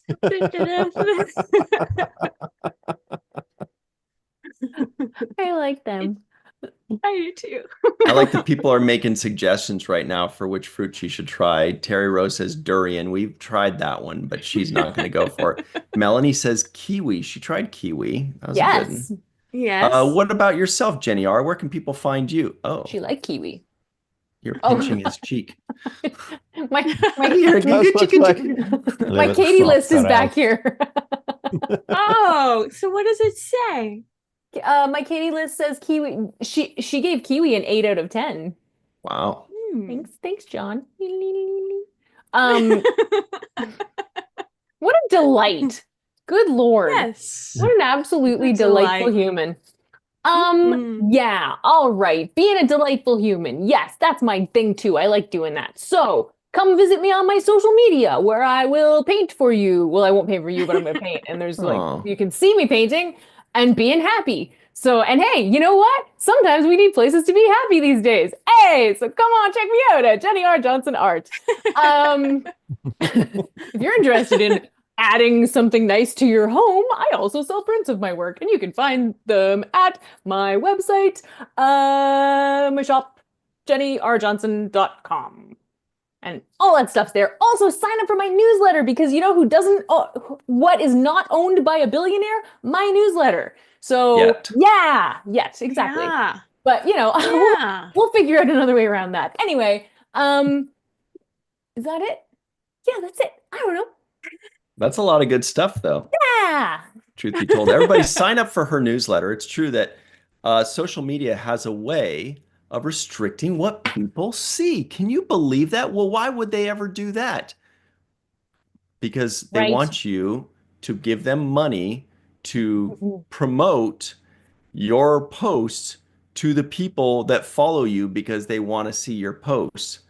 That's weird, right? That's not fair. So if you have 1,000 followers, your post will be seen by 10 of them. But if you give them $100, it'll be seen by 80 of them. That's a shitty deal.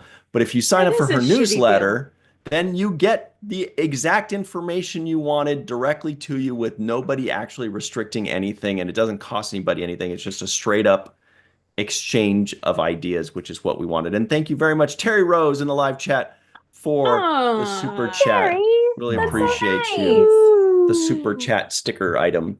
What about yourself, the Matt Boardman? Oh, you know, I'm lurking around the groups there, here and there. I like a post or make a snarky comment if you're not minding your P's and Q's about starships. Perhaps you might find me on the blue sky and less on the Twitter. But these days, I also find myself posting pictures and artwork to ArtStation. And what's your handle? You would ask me that. ArtStation. I think there's something on there on Top Gun MB. Top Gun MB. Yeah. Yeah. Add Top Gun MB. Yeah. On those. Yeah. I like that movie. That fancy flying jet. I'm the only non-artist here again. Everybody, you can find me on social media at Ryan TG Husk. Once again, that's at Ryan TG Husk. I don't have a website with my art on it because my art is very bad. Matt has seen my mock-up drawings in the past. You know what it looks like. I write it on the back of like an envelope with like a little square and a purse. I remember that. And I take a picture and I send it, and he's able to actually make something out of that, which is amazing. Or you can just find me at Virtual Trek Con, The Seventh Rule, or Falling Tower on your favorite social media, but especially right here on YouTube, primarily on YouTube. That's the key, everybody. Please make sure you like, subscribe, hit the bell icon for notifications. If you're listening in, give us a 5-star rating and a nice review. We'd really appreciate that. Once this video is over, if you're watching live, hit the refresh button.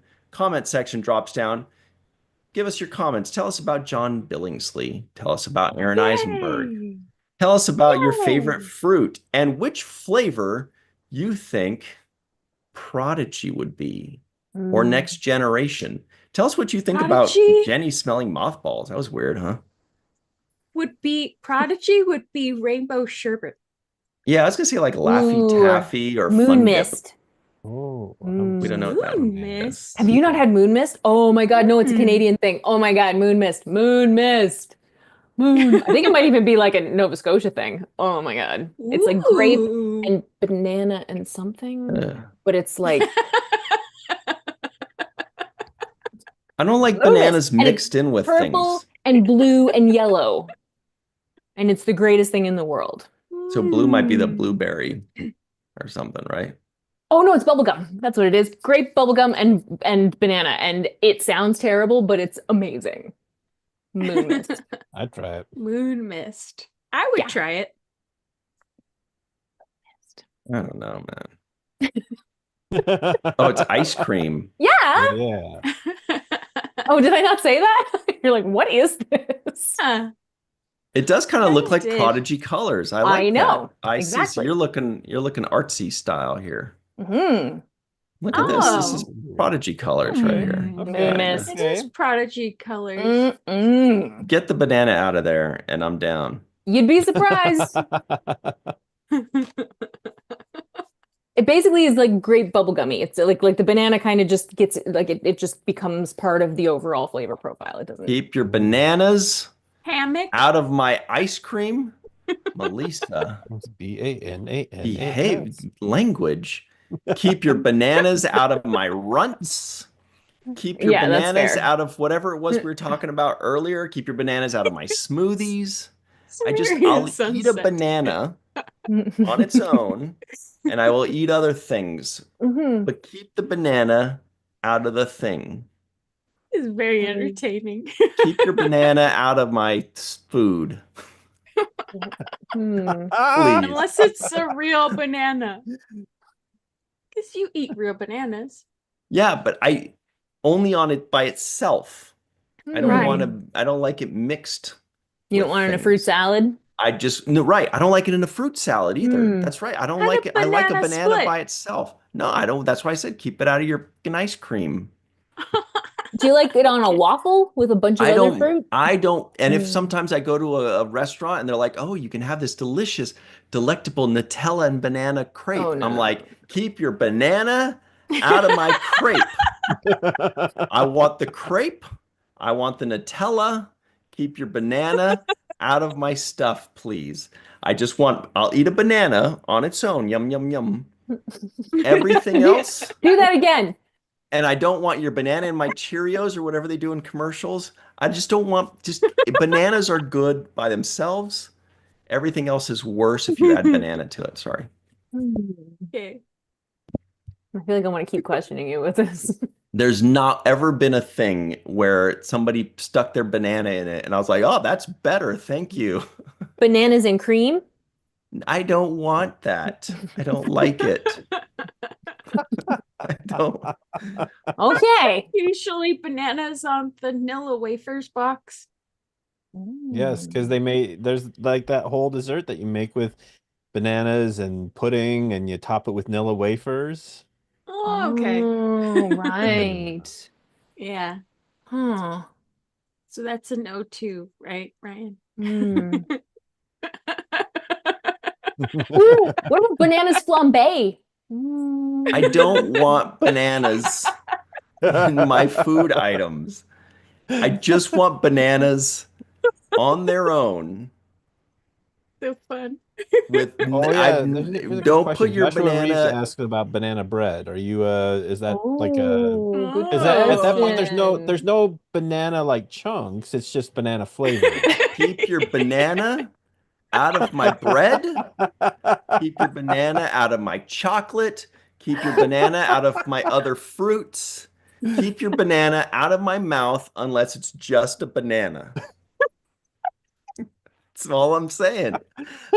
We lost Jenny. Keep your banana out of my split. No ice cream. Like, who was like, oh, this ice cream's really good. I'm going to add a banana to it. Why would you do that? It's good. Don't ruin it. No need to add a Oh my fruit. gosh. Oh, this is best. The best. I'm glad my Ma- cheeks are Me too. hurting at the end just as I much know. as it was at the beginning. Mathieu True. Beauregard says Ryan is very stubborn about this. Keep your banana. Aha! Anyway, Oh my God. Hey. nothing's ever been better if you added banana to it. Anyway, I'm happy to be proven wrong, but so far it has not happened. Oh my God. Oh, that's great. Mhm. That's great. What? Can't trust you guys, man. You guys are trying to. You're like, what about bananas in your meatloaf? What about banana in your rum and coke? Oh, wait. Have a Oh, Okay. What about chocolate dipped bananas? I don't want. I want chocolate. to be fair, I don't want chocolate He dipped does- I just remember- want to eat but- chocolate. I don't Ryan want a doesn't banana. like fruit in his chocolate, Mhm. especially if it's cake. There's no fruit in the cake. No Just fruit in the chocolate cake. upon chocolate upon This chocolate. we knew. Chocolate. Hmm. Yeah. But anyway, thanks. Lucia says banana in your pizza. That sounds Caribbean. Uh-huh. Like they put like plantains in it. Try it, man. Mm-hmm. All right. Oh, but those are Ew. plátanos. Melanie Those says aren't Elvis sandwich, bananas. banana, peanut butter, and bacon. Peanut Ew. peanut butter and banana. Oh, Mhm. it's a very good combination. I Mm-hmm. do enjoy. I really enjoy this voice you're using. It's It's the best thing that ever happened. Please continue. Also, I'd like to point out that John Billingsley renamed you Bat Mordman. Bat Bat Mortman. Mordman. Bat Mordman. And I Bat really Mort- like that. The Bat Mordman. Exactly. The Bat. That Bat sounds like a Mortman. superhero name. I know, Would right? it then be like Bat Mordman the? Ooh, interesting. Oh. Hmm. Anyway, we gotta go, guys. Yeah. Mm. Everybody in the live chat, I'm sorry about the banana rant that these three guys beat to death. I tried to escape it by saying no, thank you, but they're like, well, what about? Okay. This seems Uh, crazy. I think Would that's- you? I Could think- you with a fox? Would you? Could you in a box? I would not eat them here or there. I would not eat bananas anywhere. Good knowledge. Like it. Thanks very much to Robert, Terry, Chuck, Joshua, Amanda, Dave, other Dave, Lucia, who says banana in your pizza is Brazilian, obviously, because she's Brazilian. Exactly. Mathieu, Melanie, War Dog, Red Shirt Bob, Rookie of the Year 2024. Of course, everybody knows. Anyway, thanks to everybody. We will see you next time. And remember, hey, if you are thinking about where you can donate food, if you want to know what's up with Enterprise Season 5, put it on the main viewer. Not with bananas. Mm.